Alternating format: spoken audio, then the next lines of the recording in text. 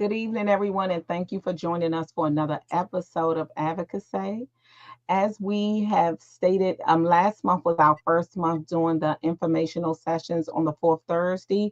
So this is our second session, and we have with us, of course, Keisha and Lisa, who will be joining us every fourth Thursday. And we also have Mr. Athir, that's the assistive technology instructor for NFB. IEP advocate. So, what I would do is turn that over to him so he could tell you what all those acronyms mean because I'm not even going to try to do it. So thank you for joining us for this episode of Advocacy. Mr. Athir, can you tell us a little bit about yourself?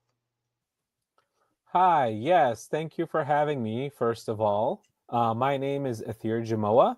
I am an assistive technology instructor for the blind. I pretty much work in all areas of assistive technology, and I am also an IEP advocate for the National Federation of the Blind. And as an IEP advocate, I go into IEP meetings, basically supporting parents and their children to try to ensure that everybody is on a more or less equal playing field. As an assistive technology instructor, I teach blind individuals of all ages how to use things like screen readers, how to use a computer with a screen reader, whether it's a Mac or a Windows computer, or I've even done a few Chromebooks in my time. And I also teach them how to use things like Braille displays and other assistive technology devices that are made specifically for the blind.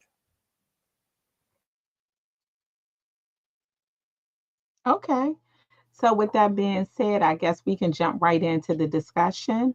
So, I'm going to, of course, step back a little bit and I'm going to let Keisha and Lisa step up because, again, this is their expertise. Thank you for coming on, Mr. Jamoa. I think I've always called you Mr. Jamoa, so please forgive me for not calling you by addressing you by your first name. But again, thank you for being here. You mentioned that and I'm sorry, I just got a brain freeze, that you mentioned that you're an assistive technology instructor for the blind.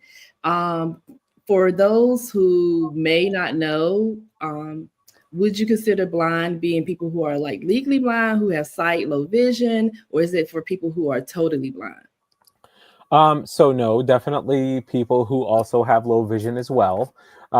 That's the thing that people kind of seem to misinterpret when it comes to blindness. They assume that if you're blind, that's it. You can't see at all. Lights out. But there are different levels of blindness. There is, low vision. There is light perception. There is all kinds of blindness. There is blindness that can, stem with vision issues, but that doesn't necessarily categorize you as legally blind. There's all kinds of different kinds of blindness. And under the umbrella of the National Federation of the Blind, the NFB, we consider all of it, under one category, blind. Whether you're blind, whether you're low vision, if you have vision problems, especially vision problems that make you unable to do things such as drive or the like, then you are considered blind. Thank you for that clarification. I know that throughout my journey of advocacy, and it's been well over 20 years of advocating for individuals with disabilities, there's definitely a misconception of what blind is. So thank you for clarifying that. Could you give us an insight of what role should assistive technology play in a classroom and how schools can ensure equitable access for individuals who are blind? Yes, absolutely. So, I mean, assistive technology should play a pivotal role in the classroom.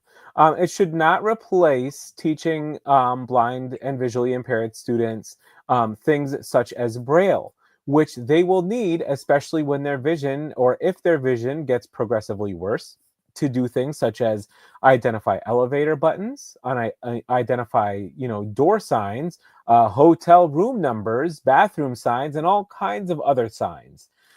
So Braille is just as pivotal to teach a blind person as assistive technology. That being said, because the schools have started to kind of shift to more of a digital method of instructing, assistive technology has become more important than ever. And for a blind person, assistive technology would mean an electronic Braille device, such as a Braille display, as well as a computer, preferably Windows or Mac OS, with the use of a screen reader. For Windows, that would be something like JAWS for Windows. For Mac OS, there's only one screen reader available, and that is VoiceOver. Some blind people have, been doing all right in using a Braille display with something like an iOS or iPad OS device, like an iPhone or an iPad. But that assistive technology is pivotal, absolutely pivotal for helping a blind person become more independent, complete their assignments more independently, and even do things like scan hard copies of text and convert those into digital copies of text that are readable by the blind, whether it is a textbook, whether it's a newspaper article clipped from an actual newspaper or magazine or periodical or something like that. A lot of these devices can scan those and run something called OCR, optical character recognition, which will basically take the text and read it out loud to a blind person. This stuff is available in a pocket-sized device like your phone. It's also available on iPad. It's also available on different computers. And so, things like that are very important for a blind person in the classroom setting and in the future during their adult life. Scanning software like that can help blind people read things like names on envelopes that are mailed to them so they can make sure they're not opening up somebody else's mail. Package information, whether it's for something that they are cooking, or something that they just may want to look at to check an expiration date or things like that. All of these things can be done with optical character recognition software. That's awesome. For probably about 5 years, I worked part-time in disability support services at a local community college here in my state. And so I have some experience of students who use like OCR or JAWS. And it's just very empowering to see how individuals can gain so much independence through technology. And thank you just so much for, I guess, reiterating or the importance of like the Braille literacy. Could you tell us your thoughts on should it be required for Braille literacy to be a part of an IEP for a blind student? Yes, I absolutely believe that we should. The problem is that nowadays, unfortunately, teachers who are going through the programs to become teachers for the blind and visually impaired, they are not taught Braille like they used to be. Nowadays, teachers are taught to quote unquote read Braille with their eyes rather than with their fingers. So if it's a blind teacher, or I'm sorry, if it's a sighted teacher trying to teach a blind student, oftentimes those teachers are ill-equipped to teach those blind students how to read Braille, as we call it, tactily. And by tactily, I mean with their fingers. If it was a blind TVI, though, a teacher for the blind and visually impaired, a lot of times those teachers, if they are not taught to read Braille with their fingers, they tend to teach themselves. But yes, unfortunately, a lot of these programs that are, putting blind teachers for the blind out into the world, they're teaching the Braille visually rather than tactily, which is causing a real problem and which is making it so that basically teachers for the blind and visually impaired are finding any small excuse to not teach their blind students Braille. Oh, he can see a little bit. We can have him just read large print. Well, okay, that's great. Now he has a progressive condition that is slated to get worse.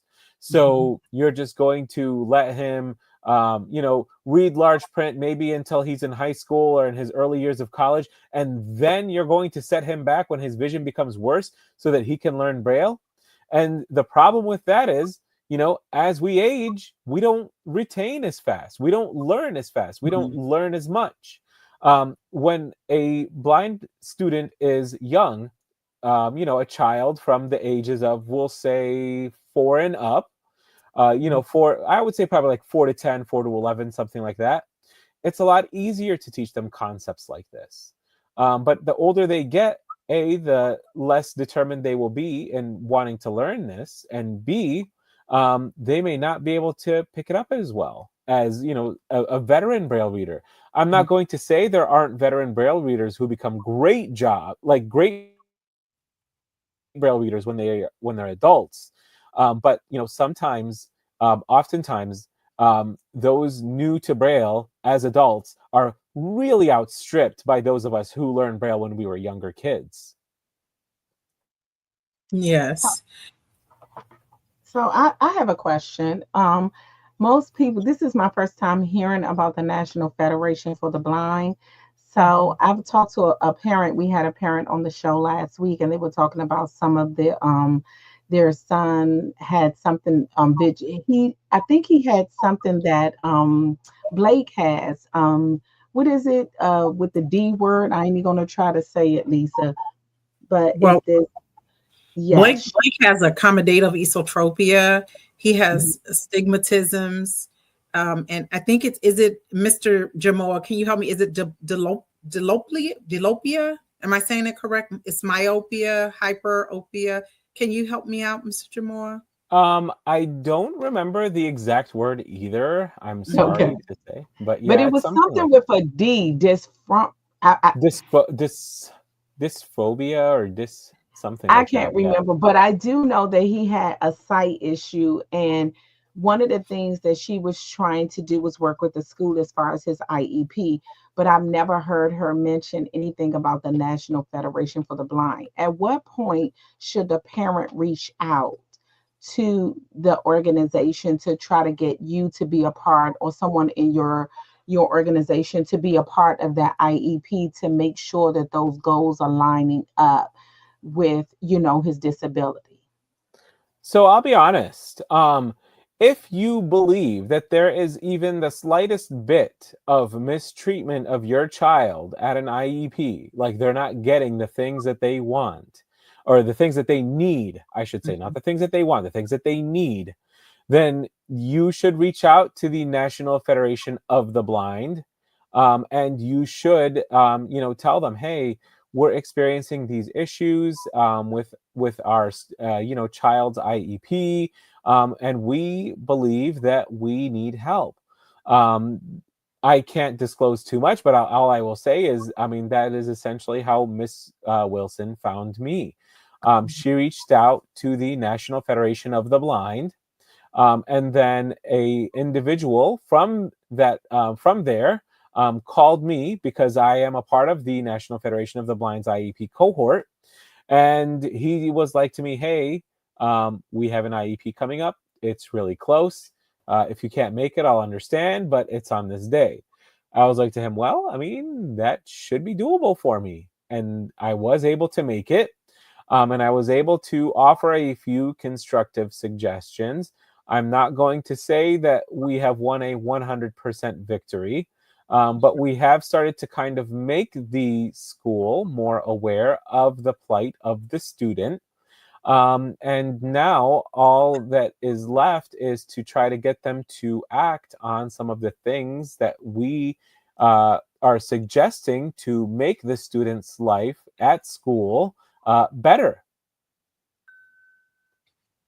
And I did find the word. It's DIPLOPIA. So I was close. And that is the medical term for double vision or seeing double. And this is what a lot of parents do not understand. And I'm hoping that Mr. Jamoa can help me in this.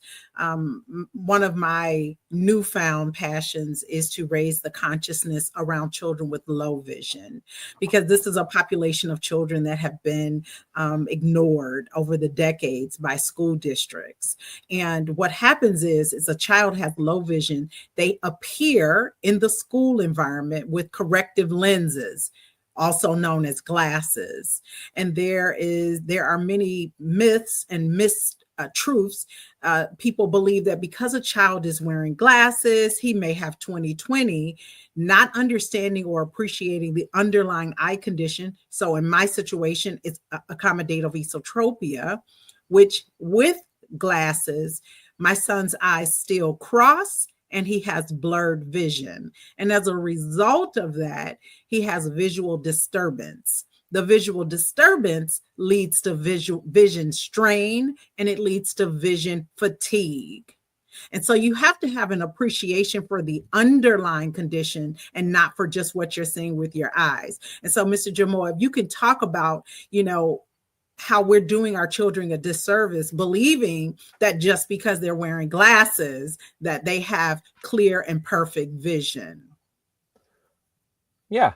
So before I do, full disclosure, I am blind. Okay. And one of the most common things that I tend to hear, and to be honest with you all, this is one of the most offensive things that you can say to a blind person. You don't look blind. What? You don't look blind? Like, what is that supposed to mean? What is a blind person supposed to look like? It's one of those things I've never kind of quite figured that out. Like, okay, what is a blind person supposed to look like? Are we just supposed to like wear, like dark glasses or something like that? Like, what is it? But yes, I have heard this from Uber drivers. I have heard this from people that I pass by on the street. All kinds of things. You don't look blind. And this is a very common misconception that blind people deal with in the sighted community. As Ms. Wilson just pointed out, if somebody is wearing glasses, oh, bam, 20/20 vision. You're fine. You're a visual learner. You've got this. You don't need help. Instead of being responsible, conducting vision assessments, they are going to make their own baseless assumptions, even though the student is basically hugging the screen, trying to read what's on there, and getting a ton of vision strain because of it, dealing with headaches, dealing with this, dealing with that, because the school doesn't want to go the extra mile of teaching the student Braille. The student doesn't want to go the extra mile of teaching the student more accessible means of managing their curriculum, like using a Windows computer with a Google Chrome browser with JAWS, which would be a lot easier than managing it on something like Google Chrome, a Chromebook. And that is the most common thing. We see this everywhere. Students with glasses are often like, they're misunderstood, misinterpreted. And sometimes the school just doesn't want to bother. They don't want to go the extra mile of paying the little bit of money for a vision assessment. Or if the vision assessment proves that the student is blind, they'll do anything that doesn't involve teaching them Braille. Well, we'll teach them how to use assistive technology. But no Braille, because, they don't need to learn to read Braille signs. They can use their assistive technology to do that for them. Well, let me tell y'all something. And this is something I've experienced. Assistive technology fails. Every technology fails, okay? There is no technology that is 100% foolproof accurate, okay? An EMP can hit the world tomorrow, destroy every bit of technology, including an assistive technology device that is used by a blind person, but nothing will harm Braille. No EMP, no nothing, because Braille is there. Braille is a series of dots.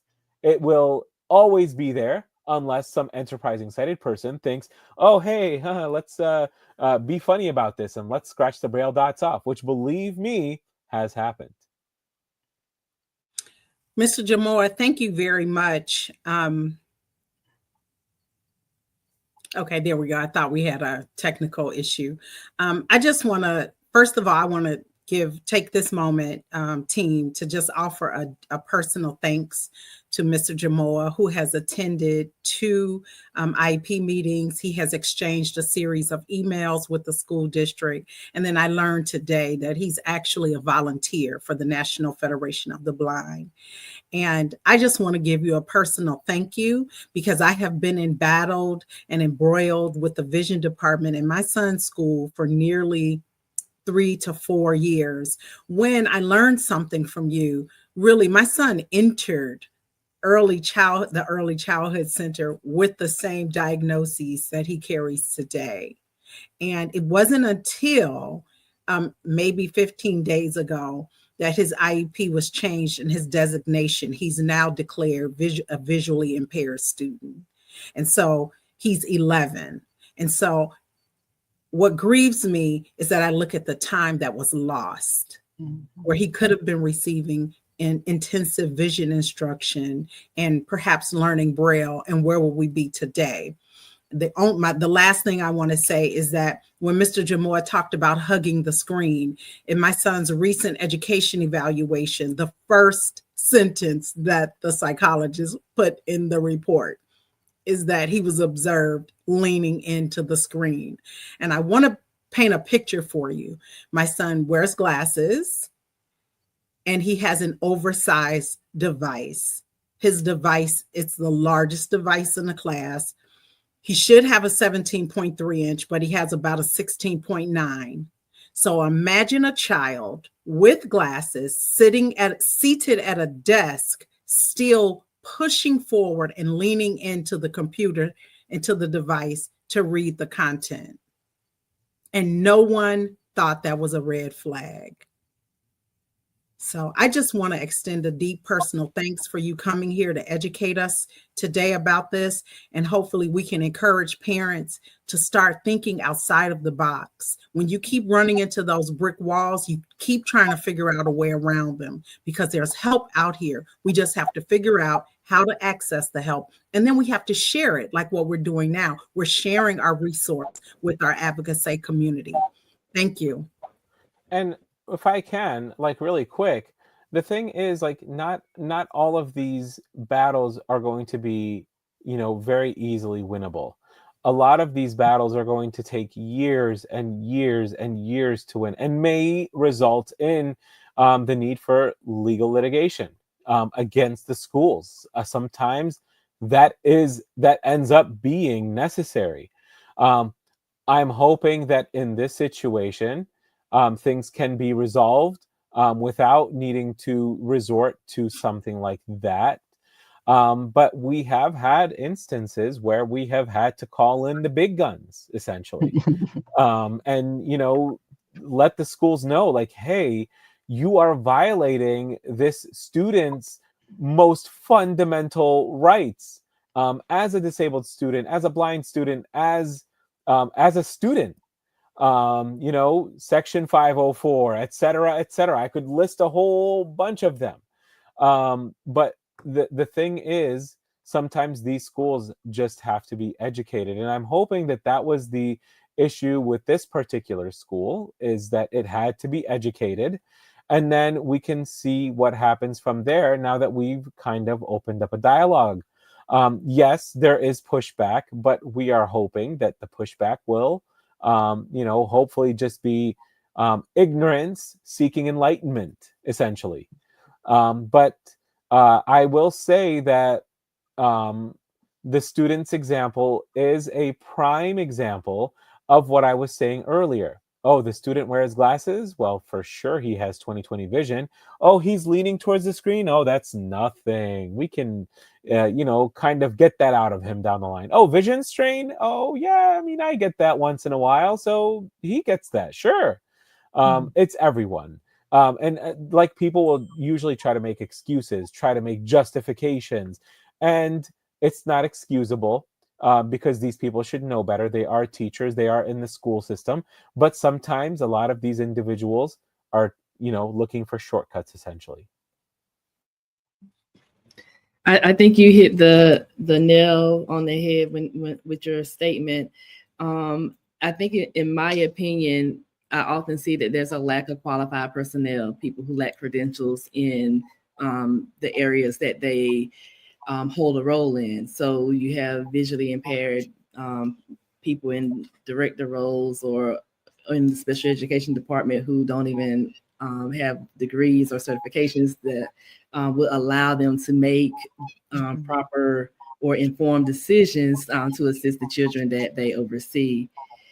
Which is disheartening, because it's like we have to take a magnifying glass to investigate the people who are on our IEP teams, or who have oversight over the IEP teams, and to try to figure out, like, why are they objecting what this child needs? Is it, intentional because they are focused on a budget, or is it because lack of knowledge? And sometimes I think it's a little bit of both, but oftentimes I feel like it's a lack of people who have the right certifications to make those decisions that are best for the children that they serve. Yeah, I agree with you. A lot of, like I said, a lot of these programs that are teaching and, getting teachers for the blind and visually impaired out into the world, they're taking shortcuts. And those shortcuts are hurting the blind and low vision population at large throughout the country. Yeah. Mr. Jamal, how can schools better support blind or visually impaired students in a way that promotes independence rather than dependence? Be open and receptive, honestly. I mean, if a student clearly, like if what's working, if what y'all are trying with the student is not working, then you guys need to try something else. With this particular student, clearly what is being tried is not working. I made suggestions about things that they should try. They insist on evaluations first, which it is what it is. They have the right to, request an evaluation. But once that evaluation comes in and says what I've been saying all along, and what, Ms. Wilson has been saying all along, then it is time for the school to try new things. But in order to try these new things, they need to contact organizations like the National Federation of the Blind, or, like any other organizations that do work for and with blind people. And they need to ask them, hey, we have this student. Here's his situation. What do we do? And then that way, if the individuals at those schools don't know how to do it, if they don't know how to handle it, then somebody from the Federation can step in. They can say, hey, we have this vision teacher. They are blind. They will help this student learn independence. And sometimes that independence, honestly, quite frankly, is best taught from a blind person to another blind person. Sighted people don't know what it's like, okay? A sighted person can put on eye shades and play act at being blind for a day, a week, a month, a year, whatever. But after that day, week, month, year, they can take that eye shade off. They have their vision back. With a blind teacher, with a blind student, they don't have that option. They've never had that option. They don't have to, they don't like say in their heads, okay, I'm going to be blind for like 1 or 2 days, and then I get to take this off and be right back to normal. No, for them, it's a one and done. Those eye shades stay on forever. So, Mr. Jamoa, let's take the situation with Miss Wilson. When they did come in and they found out that he needed, I'm assuming, Lisa, that he needed to be taught Braille, correct? That's a recommendation that's now been put forth by Mr. Jamoa to the IEP team. Okay. And of course, it wasn't well received, in my opinion. But like you say, that is the basis. That's the basic way of teaching a blind person. And I know for years, even when I was younger, that's all I heard about was Braille, Braille, Braille. So of course, we speed up and we see today, like you say, everything is somewhat assistive technology, but going back to the basics, I agree, is a great way to teach a blind person how to read or how to communicate. Now, when we do that, if you come into the school and you recommend that, and that's something that the school embraces and feels like that's something that would help a child, how do we do that in a school if the the school does not have the staff? Do they bring someone in? Do they transport the individual out? Can you tell our listeners how you foresee that happening, especially when Keisha just mentioned how in most of our categories, with most of our special needs individuals, we find there's a lot of inadequacies with people who are supposed to be specialized in these areas. Mhm. I'm going to be very clear. The school is required, no matter what they have to do, they are required Mhm. to provide that accommodation to the student. Whether they hire someone out from the outside, whether they transport the student to another school, the school district, not just the school district is required to ensure that these accommodations are met. They are required. That is all a part of the IEP laws. Mhm. And they have no choice in, like, if the student needs it, if the evaluations have all shown that the student needs it, then the school has to comply. And it is important when you are in an IEP meeting to establish a time frame about when that is going to be put into place.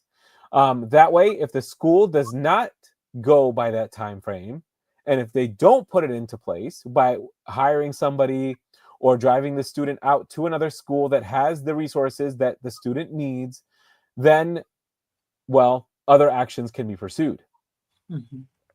But the student is required. And going back to something that was said earlier, so yes, everything is moving towards digital technology. But let me ask you sighted ladies something, if I can. When your kids are in school, when your sighted kids are in school, are those sighted kids being prevented from learning print? Nope. Good question. Yeah. Are your kids not Answers. reading print? That's correct. Yeah. Questions Yes, that all of your kids are reading print. That's right. So why can't the blind person get that same accommodation? Blind people can't read print, okay? They can't see it. Some low vision people can, sure, great. But again, if it gets progressively worse, eventually they won't be able to see it, period, point blank. They will not be able to see that print at all. So why not teach these blind students Braille? It's Like the you same say, as teaching your sighted students print. Mr. Jamal, I have a new question for every for every IEP team for visually impaired students. Thank you for that question. I like that. And like you I say, the further along it goes, it's not to say that they can't learn it, but why not get them on the ground floor? Why not do it as early as possible? Because as time goes on, it's going to be a lot harder. A lot harder. Yeah, makes sense. Yeah, one of the things that I often say when I'm in IEP meetings and I get pushback, especially when all of the indicators are there that a student may, excuse the background, but that a student may need assistance, whether it's for vision or assistive technology or any other category that would require the school system to spend money. I always say, is the pushback about finances, the budget? Because I don't understand what's the delay or the hesitation if we're here to discuss this individual for his individualized educational plan. Okay. I definitely always bring that front and center because I want to make sure that we have a working team and that everybody is cooperative members on that team. Yeah, And absolutely. that moves things forward. And a lot of these, and a lot of the technologies that I've mentioned, whether it's a braille display, whether it's JAWS for a computer, a lot of these can be gotten through things like federal quota funds. Or in the case of JAWS, if you are a K through 12 student, there are ways of getting JAWS for that K through 12 student until the last day of their high school career, from their kindergarten day all the way to the last day of high school. As long as they have a registered, student email address with the school, they can get JAWS. As long as they are going through the K through 12 system, they can get a Braille display through federal quota funds. The things that the school will have to pay for will be a computer, a laptop, an everyday laptop, which they are buying laptops or similar computers for their teachers. Why can they not buy it as a special accommodation for their blind student? Yeah, this is a rich discussion, and I mean, quite frankly, an hour isn't enough for us to really shape this conversation into what it needs to be. I just want to interject here that my son was approved for an IEE, an individual educational evaluation under the umbrella of vision, and so I rejected the vision assessment that was done by the school because it was insufficient and wholly inadequate. The vision assessment that I'm going to be pursuing, and I'm hoping that the audience is listening. The gold standard is assessing a child with low vision in the educational environment, in the home environment, and in the community. It should be a global approach so that information can be brought back to the IEP team so the appropriate decisions can be made. And so I plan on connecting with the National Federation of the Blind to find a provider that will be willing to conduct a global assessment for my son, who I believe his condition is progressing, as evidenced by the fact that he used to be able to lay in the bed and look at TV without his glasses. The TV is a few feet away on the wall. He can no longer do that. He has to fall asleep with his glasses, and I have to go in and take them off at night. And I will say that one of my deep concerns is that I worry if my son will ever be able to pass a vision exam at the Bureau of Motor Vehicles. So I wonder if my son will ever be able to operate a motor vehicle. This is how serious this is. And so when you are in an IEP meeting and people are diminishing and really treating this as some inconsequential issue because they see him in glasses, for me on a deep personal level, it is very painful. And if I do nothing else, I plan on raising the consciousness of the school district for children with low vision, because this is a population that has gone ignored far too long, and we have to change that. Yeah, absolutely. The problem is when a student is low vision, they're in the in-between category. So some people will treat them like they're fully sighted, and some people will treat them like they're fully blind. The low vision population, and I was one of them when I was younger, before my vision also got progressively worse. I was treated as fully sighted by certain groups because I was able to see certain things in front of me, but I was treated as completely blind by other groups who thought that I couldn't even see my hand in front of my face. So it is usually the low vision folks, unfortunately, who tend to get the shorter end of the stick, because quite frankly, they don't know what to do with low vision folks. They just don't. It seems like this with everything else. Every other disability, there's a spectrum. And I think that sometimes people do not understand that. And I will say this is a great subject because it's teaching me, you're right. It's sometimes like people, you either you can see with glasses or you're blind. There was no in between when I was being raised. This is the first, like meeting Lisa and her telling me about her son. That's the first that I had ever heard about a condition like that. And I have astigmatism, but again, they put a certain lens in my glasses. And I've been wearing my glasses since elementary school, but I never really fully understood how that affected me. My grades never dropped, things never merged together.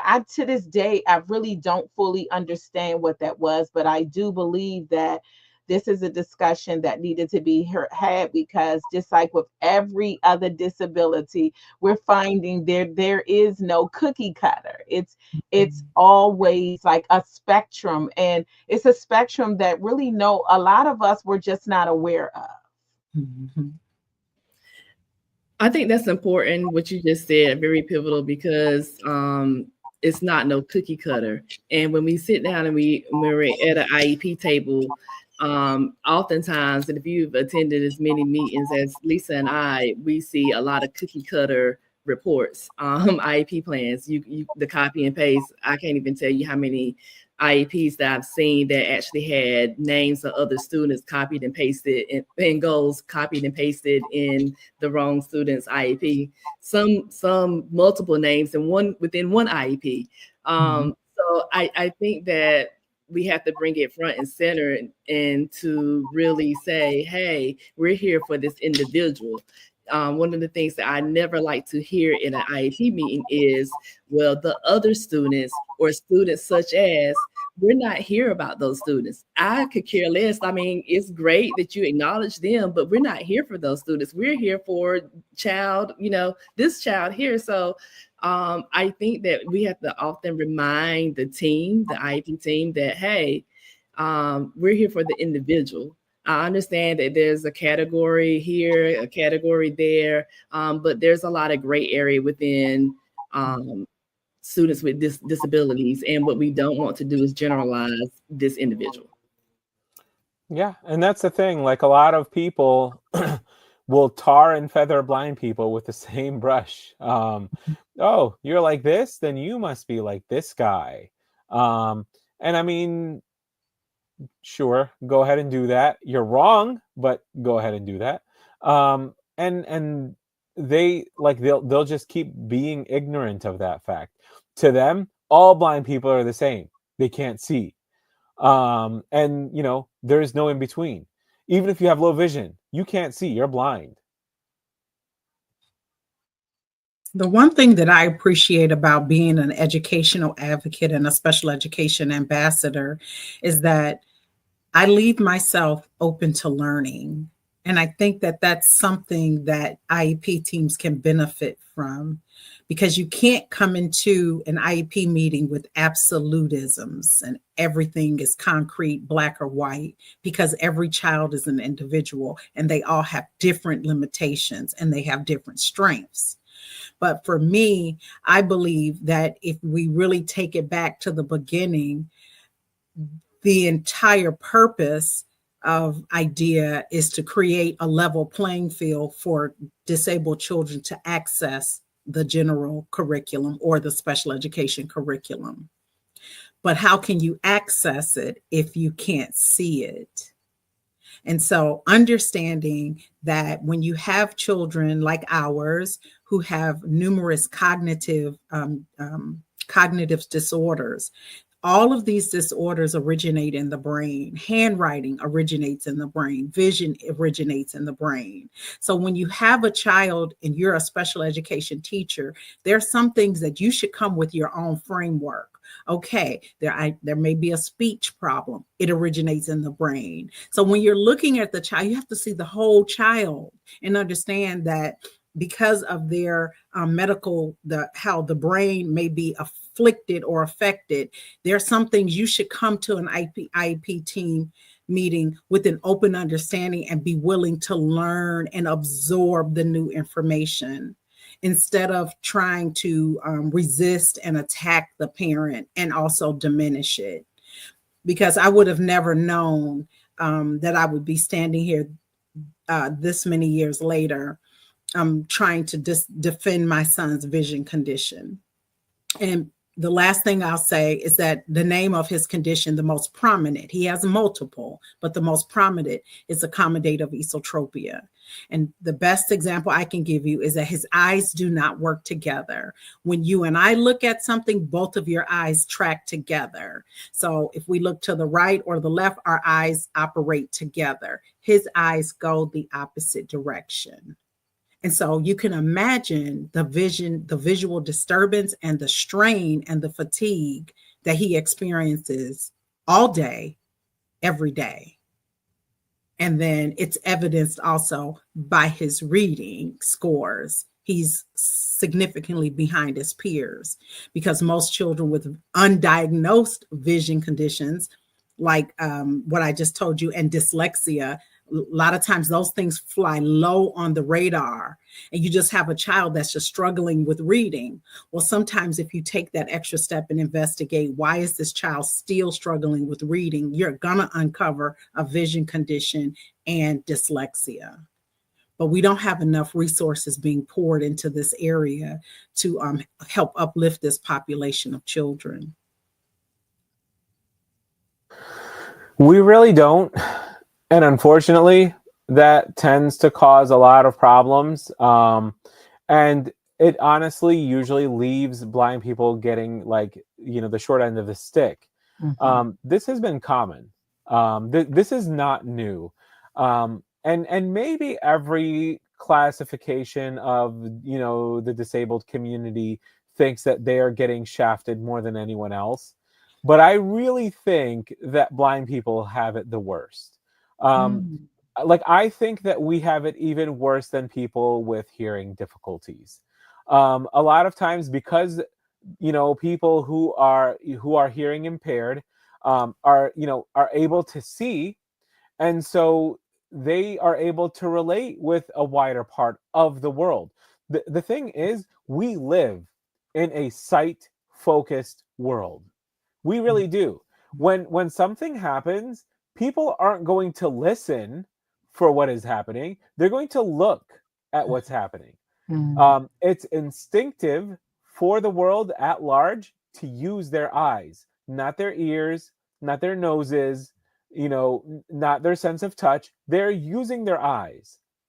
And so, even with, like, the hearing impaired community, like I was saying, they use their eyes. And so sighted people are able to deal with, issues that somebody from the hearing impaired community might be having a lot more, or a lot, cleaner than they might be able to deal with issues from somebody in the blindness community might be having, because they can't conceive of not having that sight.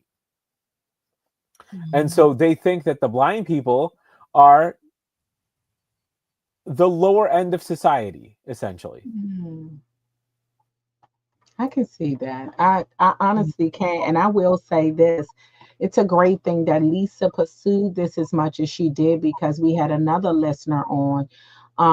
I do believe that sometimes sight can be an oversight. Because this parent, they were trying to diagnose her son with all types of disorders, and I want to say one of them was autism. It was like last year he was on, but the principal was very instrumental in him getting the diagnosis that he had, and it came down to his sight. It was something with his sight where his eyes just was constantly moving. I don't remember what it was, but once they pinpointed, I think once they touched on everything else, they was like, well, let's test him for autism. Let's test him for this. Let's test him for, they were testing him for everything. I think the principal was like, let's test his sight. And I believe once they tested his sight, it was like the light bulb went off. It explained everything. And they were able to put him in the front of the class, which of course, most of our kids don't want to be in the front of the class. They were able to get him a special apparatus. They used the 504 to get him that for his sight and stuff. But I say that to say that one thing was missing. They could not figure out what it was. And she was very firm on not having him just labeled. She said, if he does have autism, he does. I'm not saying he doesn't. She said, but I don't see that. And even the principal said, I don't see it. But they were willing to label him as autistic versus pursuing really what was going on. But ultimately, it came down to it was a sight impediment. So I do see how that can easily be missed. Yeah. Mr. Jamoa, how can we empower blind and visually impaired students to be self-advocates in their own education, especially in IEP meetings? And also, what can we do to empower parents to prepare data to present at IEP meetings for their children?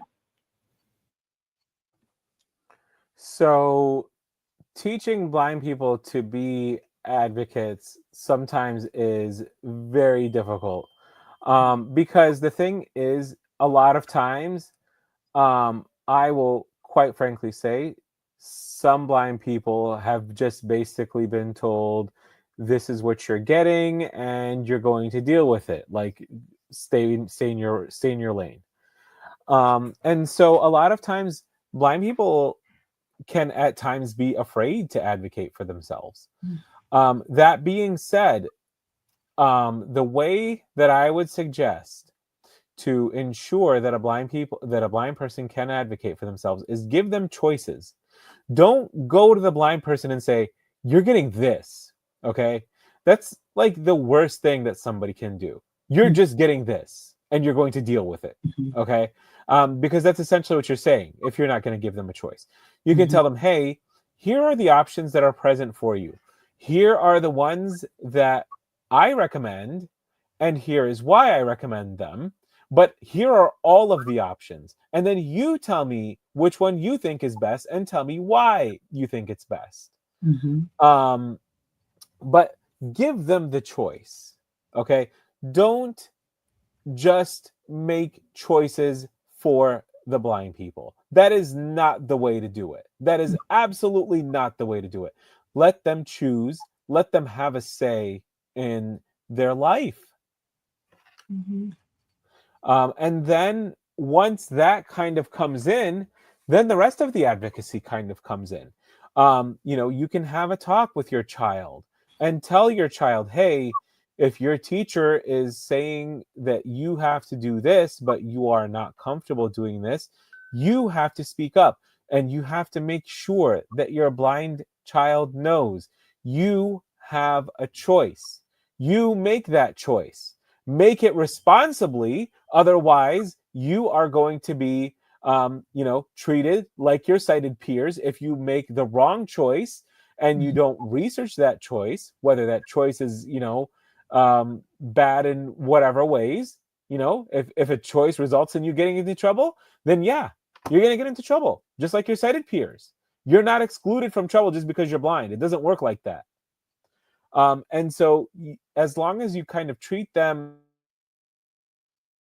as long as you kind of, keep them as closely integrated into the community as possible, whether it's, sighted people or blind people or whatever. And as long as you make sure that they know, hey, you have the choice, but you have to live with the consequence of your choice. That is a good start towards self-advocacy. I just have a question, Mr. Jamoa. I'm just curious as to how did you get into IEP advocacy? I'm always interested in how people are drawn to this particular type of advocacy because it's very special. And it takes a lot of personal and intrinsic motivation to do this. But I'm just interested, how did you get into the IEP advocacy? So we're going to flash back to the days when I was a youngin'. I came to the United States when I was 8 years old from the country of Iraq shortly after the first Gulf War. I am a Chaldean Catholic. And one of the things that, we experienced when I came to the United States was IEPs. Okay. Something that my parents had no idea how to manage. We didn't really have a lot of backup when it came to IEPs. Like, we had my aunt who was a good English speaker and a couple of other folks that, went to my IEP. But here's the thing, because we were foreigners from another country, oftentimes we were afraid to speak up because we were worried that we might be sent back to that country where we would be in danger. We came here legally. Yes, we came here as refugees. We were sponsored to come here. But the thing is, there was always that fear of authority. And so a lot of times when I was at my IEP, things were decided for me. I didn't have a say. I was told I couldn't speak up about it because if I did, we might risk getting sent back. Like, what if we upset them, kind of thing.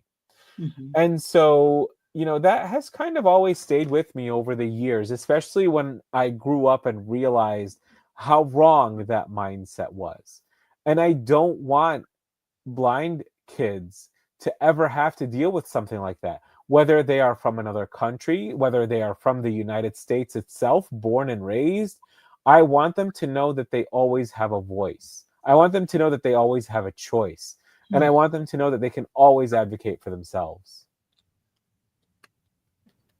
Absolutely. I love that story. That was powerful. Very, Mhm. very powerful. Thank you. Thank you for your transparency. Thank you for your willingness to be an advocate for those individuals that are visually impaired. Thank you for sharing your gift, your knowledge, your experience. Um, just very humbled and grateful to have met you, to be alongside of you on the IEP team. Just grateful to have you here on this platform with us. Just very grateful, Mr. Jamoa, for everything. And I know that we are like winding down to the last few minutes, getting ready to close up. And I'm sorry, I don't mean to cut you ladies off, but I do have a question I want to ask. While we're here discussing IEPs, I did want to know, this is outside of IEPs, does the NFB assist individuals who are not in school? So just maybe like, adult individuals who are visually impaired, who do not have any assistive technology and are struggling, to navigate their communities independently. Everybody is welcome to join the National Federation of the Blind. We are an advocacy organization. We advocate for the rights of blind people, whether it is to get audio description for movies and theaters, whole different topic we can talk about another time, or whether it's advocating for various legislations that will help to empower blind people, like the assistive medical device bills and things like that. We are an advocacy organization. That being said, if a newly blind person or somebody who has been blind all of their lives chooses to join us, we are always happy to steer them towards resources that can help them live a life of greater independence. And, we will do what we can to help them out, and, make sure that they have, well, not necessarily that they have, but they are equipped with the knowledge that they need. There are a lot of NFB training centers scattered throughout the country. Louisiana has one, the Louisiana Training Center for the Blind, and Colorado has one, the Colorado Center for the Blind. And a lot of these centers will train people in like completely blindness related conditions on how to do things while blind, whether it's cooking, cleaning, sewing, wood carving, woodworking, things like that, all kinds of things. Being blind doesn't stop you from participating in life. And so, yes, the NFB does welcome older people. Please join us and, ask questions. Join one of the numerous divisions that are available in the National Federation of the Blind. I want to make a personal Wow. commitment that I plan on joining, becoming a member. Can you tell me what to expect, Mr. Jamoa? Because I'm making a commitment to join the NFB. And of course, I would love to volunteer in their IEP advocacy division. But can you tell me what to expect as a member, as a potential member? I mean, you would join one of the chapters. So you would probably join a chapter in Maryland, depending on where you live. And you would hear about a lot of the things that those chapters are advocating for, whether it is, some state-sponsored bills or national bills, things like that.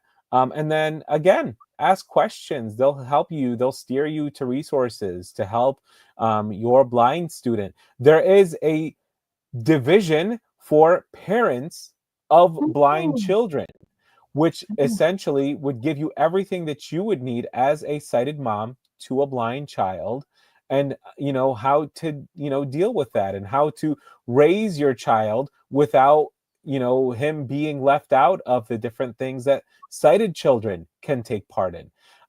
For you, Ms. Wilson, joining that parents division would probably be life-changing. Thank I you. love it. I love it. And I just love the fact, I mean, I've heard so many great things about you, Mr. Jamoa, and I definitely loved your story, because I think all of us can probably attest to the fact that we were led to this advocacy path as a result of something that we experienced. And I think everything happens for a reason. It does, because if we didn't experience it firsthand, whether it was just being ostracized or not feeling like you were a part of the community, that's what I know for me with my daughter, that's what kind of raised me up to say, no, I just don't want anybody else going through this, because regardless of what your disability is, physical, mental, whatever it is, I just don't ever feel like you should be ostracized. Everybody should have a place. Everybody should feel that, like they belong. And I think when you don't, that's when, you feel just isolated. And I think ultimately, we said this several times, is that the wrong thing for us to feel is alone, because you're not alone. All it does is take you to go and find that community. And that's where, that advocacy, you begin to advocate, it empowers you. So I definitely appreciate you joining us. I'm just so glad, because I've been educated today, and I definitely appreciate you taking the time to educate us. Well, thank you very much, ladies, for having me. I've always said that the only bad question is the unasked question, and so I would rather answer questions, even as simple as they may seem to me, so that I can educate and make sure that people are empowered with the knowledge that they need, so that they can go forth and they can hopefully pass that knowledge on to others. Yes. But Mr. Jamal, we're glad to have you here today, I hope for the first time and not the last time. You've shared a wealth of knowledge, and again, I know that our community will be glad and welcoming of the information that you shared, as well as in even probably exploring the opportunity or potential opportunity of joining the NFB as a volunteer of some sort. So thank you again for your presence here today.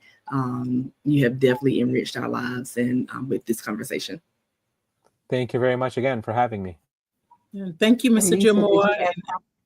Yeah, I'm just hoping that Mr. Jamal, like, if people contact us and say if they want to talk to you, is that an option for people to be able to reach out to you? Of course. So you all can reach out to me by sending an email. Either Yahoo or Gmail will find me, but the email is Athir Jamoa, so that's ATHER JAMMOA, so my first and last name. And you can send it to either at yahoo.com or at gmail.com. Both of them will find me. And I would be happy to speak with anyone. Absolutely. Well, thank you very much. And something that I haven't told the ladies is that, and this is why I'm so passionate about my son's vision, is that I met a lady about a year ago, and she's a former student in the school district that my son attends. And she began her educational career as a sighted student with challenges, and she was never given any accommodations. She was never given any assistance. And today she is full legally blind. She's without sight. And so as a parent, that's in the back of my mind. And I think that we have to, maybe look at this a little bit more serious, whether we want to help our children learn how to read better, or we want to be prepared for any type of congenital eye conditions that they may have. So I thank you so much. And I'm looking forward to reconnecting with her. And I'm looking forward to staying connected with you. And Paula, again, I just think that advocacy is definitely changing the world. It is. And that's the goal. That's the goals for us to, again, educate ourselves, educate the community, and just for us to learn as much as we can, because I've stated several times to people, I could tell you about Morgan, but when it comes to everybody else, I'm learning just along with everybody else. And I welcome that. The more information I have, the more powerful I'll be as far as helping others and being able to empower and strengthen other people, because everybody's going through something, everybody. And I think, again, our goal is to extend that olive branch to let people know you're not alone. You're not alone. You may not be dealing with exactly what I'm dealing with, but you're not alone. So that community is building, and our information is just coming from everywhere. And I just appreciate anytime people take the time to come on here and just educate us. Mr. Jamoa, like they said, this is our first time, but we hope this is not your last time, because we know there's so much more to uncover about, being blind or having that sight being slowly deteriorating, that we know other people would love to learn more about. I know I would. Absolutely. And I hope this is not my last time either. And again, thank you ladies for having me here. All right. Well, thank you, everybody. We appreciate you joining us tonight, and we ask that you come join us next Thursday with another episode of Advocacy. Everybody have a great weekend. Bye.